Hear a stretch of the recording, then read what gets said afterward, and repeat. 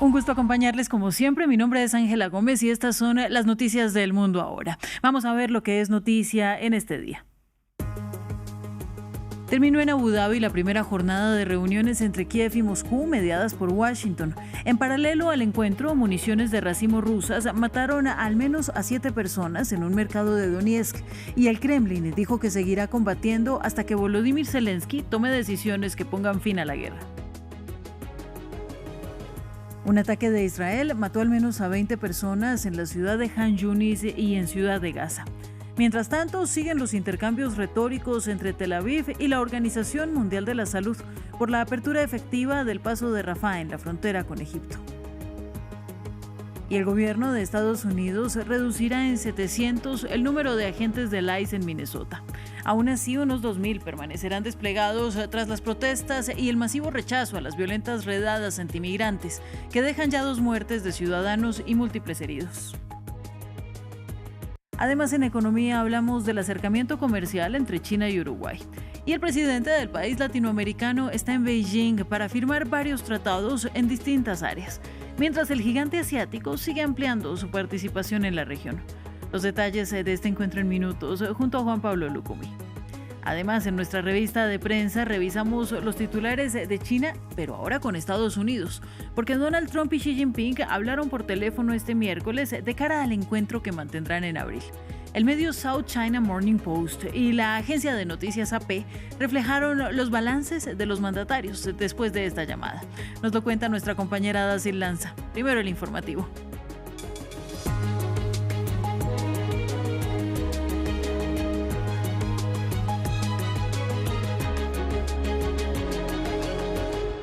Comenzamos con las noticias de la guerra de Ucrania. Finalizó la primera jornada en la segunda ronda de negociaciones entre Rusia y Ucrania con la mediación estadounidense en Abu Dhabi. El principal punto de bloqueo sigue siendo el control del Donbass, donde los rusos siguen avanzando. Y mientras las conversaciones sucedían, Rusia atacó con bombas racimo un mercado de Donetsk, dejando al menos 7 muertos. Mismo formato, mismo equipo y mismo lugar. Este miércoles empezó en Abu Dhabi una nueva ronda de negociaciones entre Rusia y Ucrania con la mediación de Estados Unidos. El objetivo, encontrar una solución a la guerra.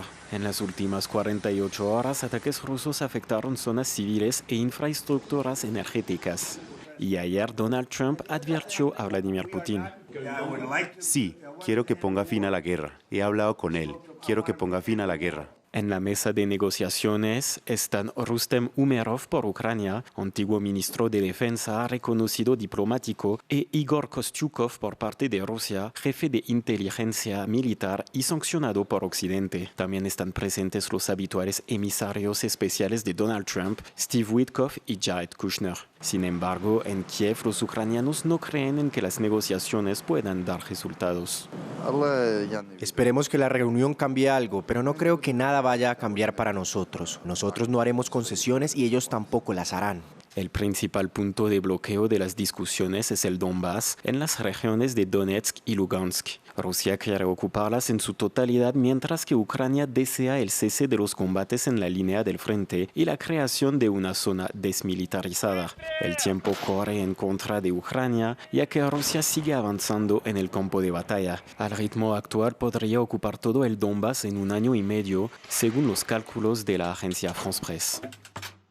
Los presidentes de Rusia y China sostuvieron una conversación por videollamada en la que elogiaron su relación bilateral. Durante el encuentro transmitido por la televisión estatal rusa, Vladimir Putin dijo que el trato entre ambas potencias era un factor estabilizador en un creciente momento de turbulencia global, mientras que Xi Jinping abogó por lo que llamó un gran plan para impulsar las relaciones. En cuanto a la situación internacional, en medio de la creciente inestabilidad, la alianza de política exterior entre Moscú y Beijing sigue siendo un importante factor de estabilización. Estamos dispuestos a continuar la estrecha coordinación en asuntos globales y regionales, tanto a nivel bilateral como en todas las plataformas multilaterales, en la ONU, la BRICS, la OCS y otras.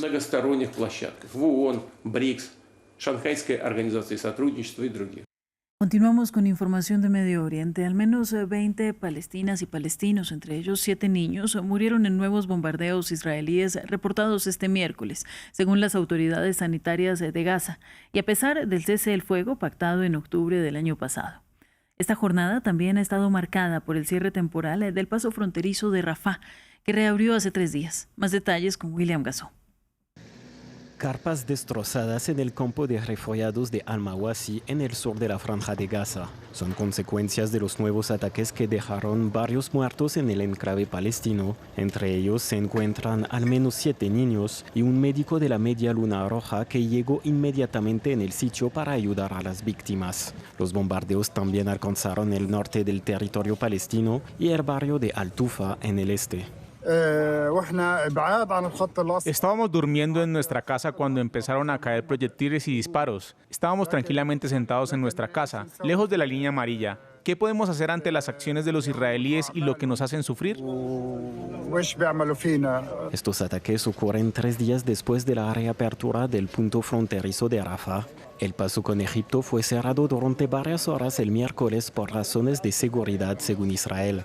Luego se reabrió y se reanudó la actividad en la frontera, indicó una fuente egipcia a la agencia Reuters. Pero aunque puedan pasar al país vecino algunos pacientes, la situación humanitaria sigue siendo muy dura en Gaza. La ocupación ataca a los civiles y al personal médico e impide la entrada de medicamentos y suministros médicos como si todavía estuviéramos en estado de guerra.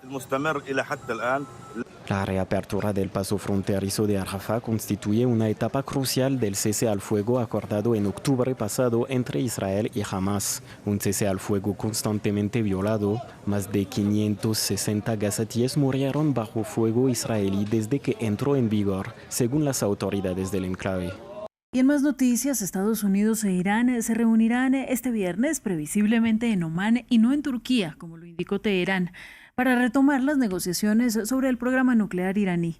Los diálogos cambiarían de sede tras el pedido de la República Islámica en medio de tensiones y el despliegue de fuerzas estadounidenses en el mar Arábigo y temores de una nueva confrontación. El secretario de Estado de Estados Unidos, Marco Rubio, no confirmó el cambio de sede del encuentro, pero dijo que Washington está listo para reunirse. Jesús Yajure nos amplía.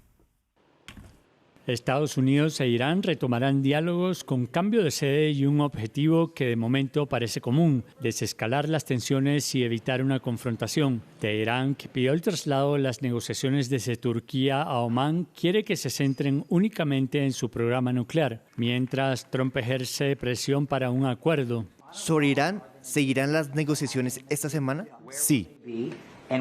¿Dónde ocurrirán?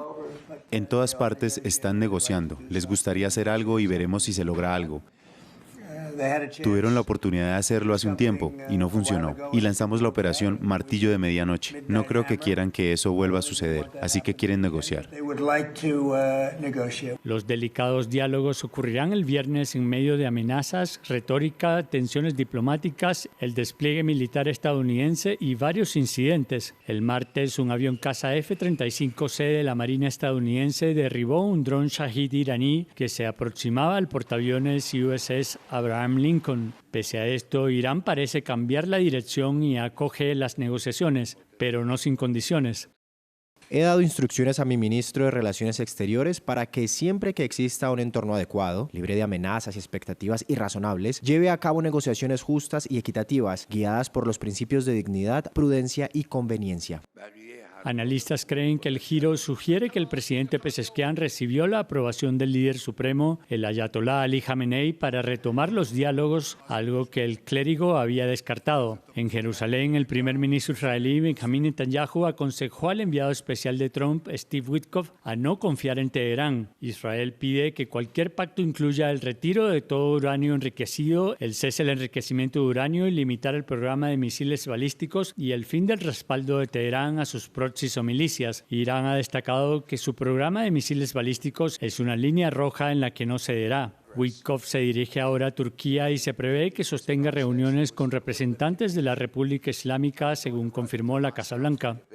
En Estados Unidos, Tom Homan, responsable de la política fronteriza de la Casa Blanca, anunció el retiro de 700 agentes federales de control de inmigración de Minnesota, aunque cerca de 2.000 permanecerán en la zona.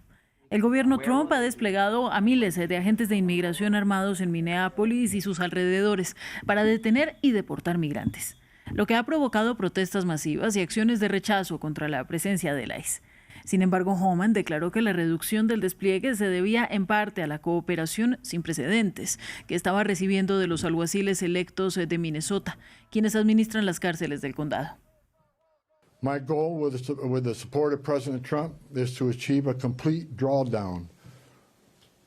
Mi objetivo con el apoyo del presidente Trump es lograr una reducción completa y poner fin a esta oleada lo antes posible. Pero esto depende en gran medida del cese de las actividades ilegales y amenazantes contra ICE y sus socios federales que estamos viendo en la comunidad. No reduciremos el personal que brinda seguridad a nuestros agentes. No permitiré que nuestros agentes corran riesgos, por lo que no reduciremos el personal que brinda seguridad y responde a incidentes hostiles. Y en información de Reino Unido, este miércoles tiene lugar en el Parlamento británico una sesión de debate sobre Peter Mandelson, el laborista vinculado con el pederasta Jeffrey Epstein, que fue nombrado a principios de 2025 como embajador en Estados Unidos, cuando ya había informaciones de su relación personal con el delincuente sexual estadounidense. El primer ministro Keir Starmer acordó la publicación de los documentos que llevaron a ese nombramiento, mientras se enfrenta la presión de la oposición por el escándalo. Marta Moya con los detalles. La tormenta Mandelson sacude al Reino Unido. El Parlamento británico pone en la lupa al primer ministro Keir Starmer por el nombramiento de Peter Mandelson como embajador en Estados Unidos, un cargo que asumió a principios de 2025 con el inicio del segundo mandato de Trump y que ya estaría contaminado por los vínculos previos entre el destacado laborista y el depredador sexual Jeffrey Epstein. Señor presidente, le hice al primer ministro una pregunta muy específica. ¿Sabía que Mandelson había continuado su amistad con Epstein después de la condena? Dice, si hubiera sabido entonces lo que sabe ahora, pero lo sabía. En enero de 2024, un periodista del Financial Times le informó al primer ministro que Mandelson había permanecido en la casa de Epstein incluso después de la condena por prostitución infantil. Entonces, ¿olvidó el primer ministro este hecho convenientemente o decidió que valía la pena correr el riesgo? Mandelson fue despedido en septiembre de 2025, tras la publicación de correos electrónicos entre él y Epstein. Sin embargo, el premier británico niega que conociera la dimensión del escándalo. Señor presidente, como la Cámara esperaba, pasamos por un proceso. Hubo una diligencia y luego una verificación de seguridad por parte de los servicios de seguridad. Lo que se desconocía era la profundidad, la magnitud y el alcance de la relación. Mintió sobre eso a todo el mundo durante años. Tras las presiones del Partido Conservador, el gobierno de Starmer acordó publicar los documentos que arrojan luz sobre el nombramiento de Mandelson como embajador. En el centro de la polémica, la presunta información confidencial británica compartida con Epstein, como un informe interno que analizaba una posible venta de activos del gobierno británico o el inminente rescate del euro en 2009. Ha traicionado a nuestro país, ha mentido repetidamente y es responsable de una larga serie de engaños. Pero este momento exige no solo la indignación, sino acción. Peter Mandelson renunció esta semana a la Cámara de los Lores y enfrenta una investigación por presunta mala conducta en un cargo público, un delito que en Reino Unido está penado con la cadena perpetua. Noticias de Colombia. El Clan del Golfo, principal cartel del narcotráfico del país, anunció que suspenderá las negociaciones de paz que se desarrollan en Qatar con el gobierno de Gustavo Petro, luego de que el presidente acordó atacar a su líder en cooperación con Donald Trump. Los mandatarios pactaron este martes en la Casa Blanca priorizar las acciones militares y de inteligencia contra 3 mandos criminales colombianos, entre ellos alias Chiquito Malo, el jefe del clan. El gobierno y el Clan del Golfo habían anunciado en septiembre que iniciaron conversaciones en Qatar con miras al desarme a cambio de beneficios legales. Llega el momento de hablar de economía. Ya está conmigo en el estudio Juan Pablo Lucumí con toda la agenda de esta jornada. Juanpa, saludo para ti. Un placer estar con ustedes. Una feliz tarde y empezamos hablando de las relaciones comerciales entre China y Uruguay. Así es, Ángela. China se sigue acercando a América Latina y lo hace por medio de acuerdos comerciales y préstamos para la región. Esta vez con Uruguay, este pequeño país del sur de la región que tiene a China como el principal socio comercial, en donde terminan varios de sus productos agrícolas como la soya o la carne de res. Del otro lado, China también ha encontrado en este país latinoamericano un lugar para colocar cientos de sus vehículos eléctricos, representando casi 1/3 de las ventas de los vehículos, esto solo el año pasado. En esta reunión, ambos líderes firmaron acuerdos en materia de ciencia, tecnología, cooperación ambiental y otras áreas. Pero Xi, el presidente chino, afirmó que ambas partes explorarían la cooperación en áreas aún emergentes, como por ejemplo la tecnología verde, la economía digital y la inteligencia artificial, justamente 3 rubros en los cuales Uruguay destaca bastante en la región. Pese a este avance, hay que decir que Uruguay forma parte del bloque comercial Mercosur de Sudamérica, junto con Brasil, Argentina, Paraguay y la recién agregada Bolivia, lo que limita también su capacidad para alcanzar acuerdos comerciales unilaterales con Beijing, aunque el gigante asiático sigue siendo muy atractivo en la región. Bien, Juanpa, ahora hablemos, si te parece, de otro tema. Vamos a conversar sobre Nintendo, que se desplomó este miércoles en la bolsa. Después de dar sus detalles positivos con esta consola Nintendo Switch número 2, ahora va en desplome. Las acciones del gigante japonés de videojuegos Nintendo se desplomaron casi un 11%, lo ven ustedes en pantalla, al cierre de este miércoles en la bolsa japonesa, afectadas por las preocupaciones de los inversores por las ventas de software y el impacto de la escasez de chips de memoria. El temor básicamente es que se podrían acabar estos chips para la construcción de las consolas y esto haría de que las personas empezaran a vender sus acciones. La ola de ventas de estas acciones se produjo un día después de que los creadores de ese Super Mario anunciaran que su beneficio neto, es decir, las ganancias, aumentaron más del 20% interanual entre abril y diciembre del año pasado, gracias a la venta, como lo decíamos, de esta consola Nintendo Switch 2. También hay que decir que una que tiene los juegos más caros de todas las consolas en el mercado. Por ese lado, son noticias positivas, pero los resultados no cumplieron con las expectativas del mercado y Nintendo mantuvo sus cambios y de previsión para beneficio en este primer trimestre un poco cortos. Las personas o los inversores de esta empresa lo que temen es que las ganancias vayan en decadencia. Oye, yo estoy guardando moneditas para comprar la consola. Yo también, hago parte, cuando la compremos jugamos. Me parece muy bien. Vamos ahora a México. Su moneda es una de las tantas de América Latina, Juanpa, que se ha fortalecido frente a esta debilidad del dólar. Se ha fortalecido, pero la noticia no es del todo positiva. Es un fenómeno que sucedió en 2025 en varias de las monedas de la región, incluida el peso colombiano y el real brasileño. Pero hoy hablaremos del llamado superpeso mexicano, que se fortaleció mucho más del 13% en lo acumulado el año pasado y que parece seguir esa senda este año.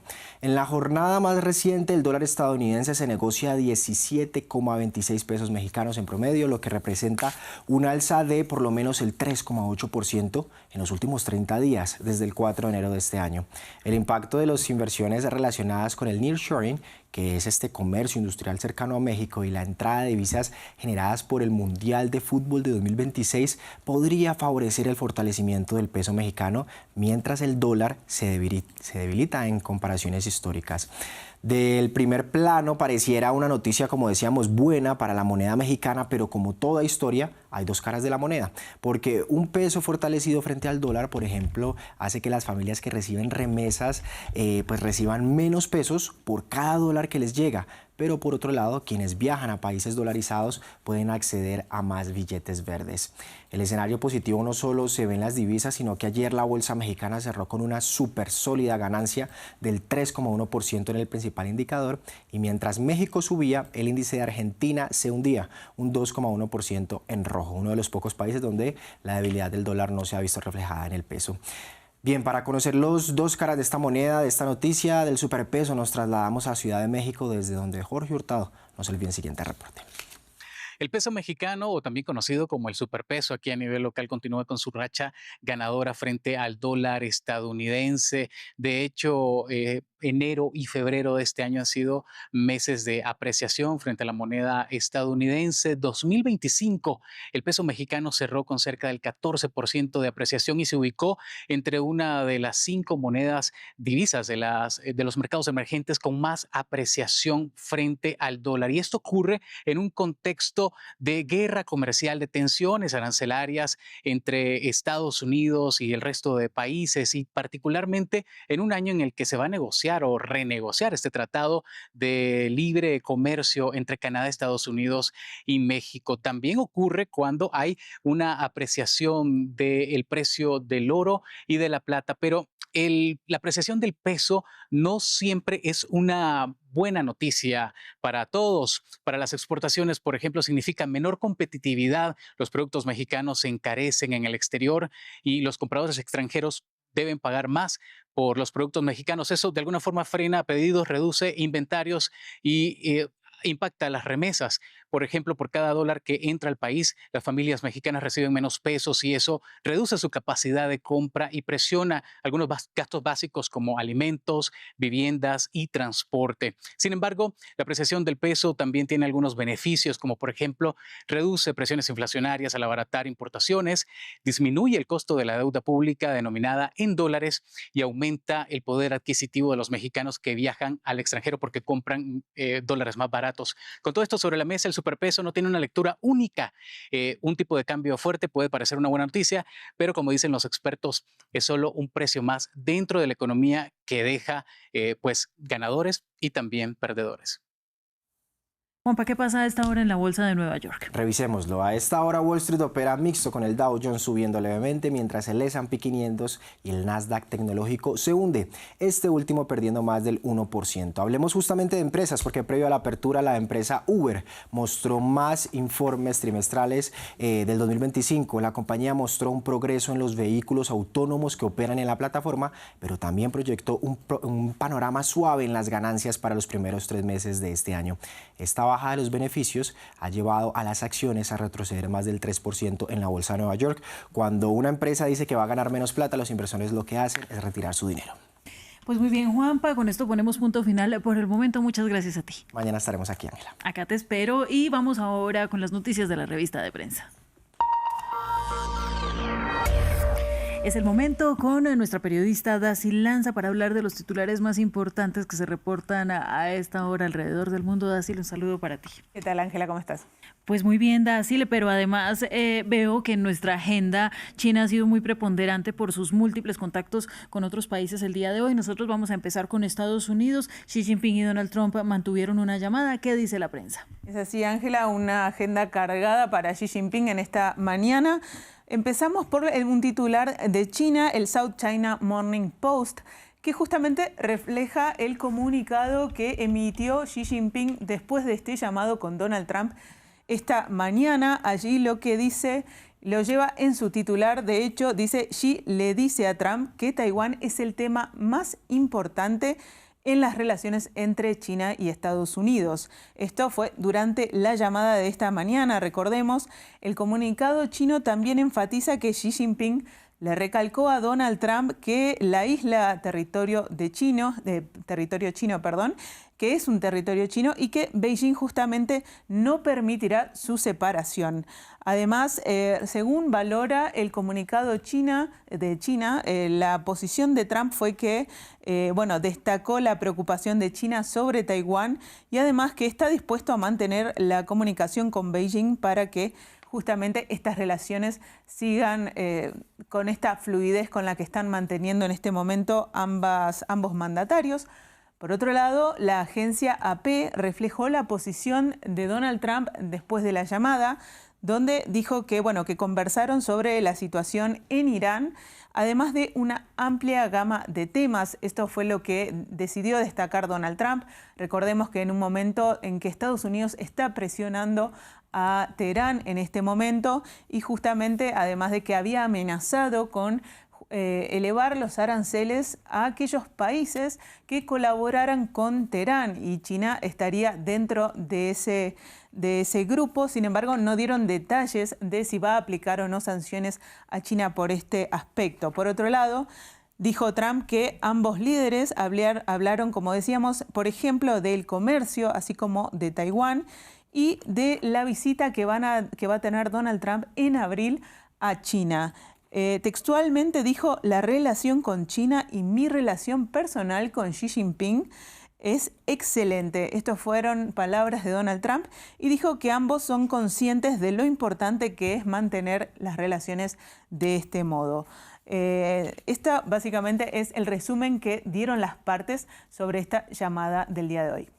Muy bien, vamos entonces ahora a Italia, porque incluso en este país europeo, como ya hemos visto en días pasados, hay debate por el AIS y por su potencial participación en los Juegos Olímpicos de Invierno, como lo reflejan hoy los medios italianos. Sí, tenemos dos titulares, Ángela. Empezamos por la agencia de noticias ANSA, la agencia italiana, porque el ministro del Interior de Italia, hablamos de Matteo Piantedosi estuvo en el Parlamento y habló sobre el tema. Recordemos que hubo trascendido sobre qué función iba a tener el ICE durante el Servicio de Control de Inmigración de Aduanas de Estados Unidos durante los Juegos Olímpicos que empiezan este fin de semana y van a estar a lo largo de este mes en Italia. Y bueno, el ministro lo que dijo textualmente es que el ICE no realizará ni realiza actualmente actividades policiales operativas en el territorio italiano. Además, dijo que la seguridad y el orden público durante los Juegos Olímpicos la va a garantizar las fuerzas de seguridad italianas plenamente. Y además dijo que bueno, la agencia ICE se dedicará exclusivamente al análisis y al intercambio de información con las autoridades italianas y habló de una fructífera colaboración. Sin embargo, el medio L'Espresso lo que reflejó es lo que pasó del lado de enfrente, porque hay diputados, legisladores en el Congreso que justamente rechazaron la posición del ministro, de la primera ministra, valga la redundancia, italiana, Giorgia Meloni, quien estuvo compareciendo allí, y la oposición, dice L'Espresso, atacó en el Parlamento la postura del ministro. Y bueno, además de que llevaban, por ejemplo, prendedores y pins que indicaban ICE out, esto es, fuera ICE. Y allí dice L'Espresso, por ejemplo, cita el testimonio del Partido Demócrata, que bueno, le reprocharon al ministro que no recordó a Alex Preti ni a René Gut, dos víctimas en operativos del ICE. Esto se trata de una decisión deliberada de Trump, dice en referencia a las muertes de estos dos manifestantes. Alfonso Colucci del movimiento Cinque Stelle también reprochó al ministro el modelo de violencia brutal ante los ojos del mundo que está llevando Donald Trump. Dice que esto es una forma de legitimar este modelo de violencia, el hecho de que Italia colabore con el ICE, y se preguntó hasta dónde llega su servilismo hacia Trump.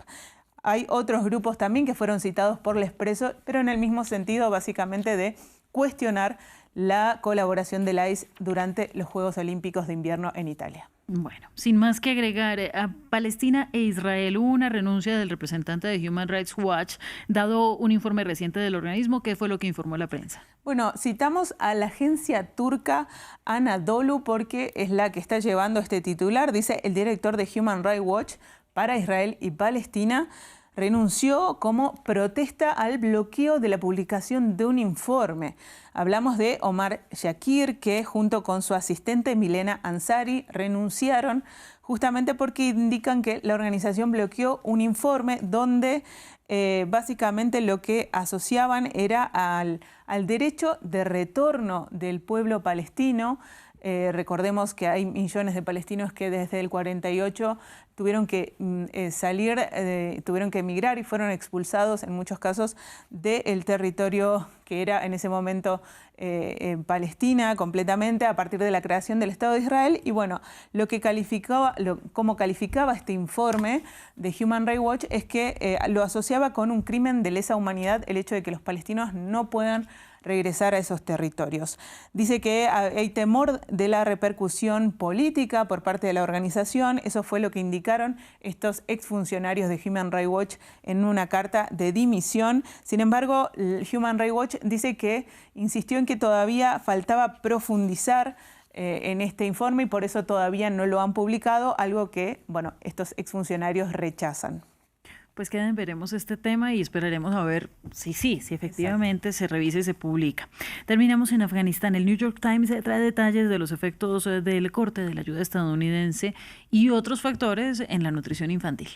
Sí, con fotos bastante impactantes que podemos ver en la pantalla aquí detrás. El New York Times hizo un reporte, hay una crónica detallada porque viajaron hasta allí, pero básicamente en lo que se centran es que desde que la administración de Donald Trump recortó la ayuda al exterior, incluida Afganistán, hace un año, la desnutrición infantil ha alcanzado niveles que no se registraban en los últimos 25 años, dice este medio estadounidense.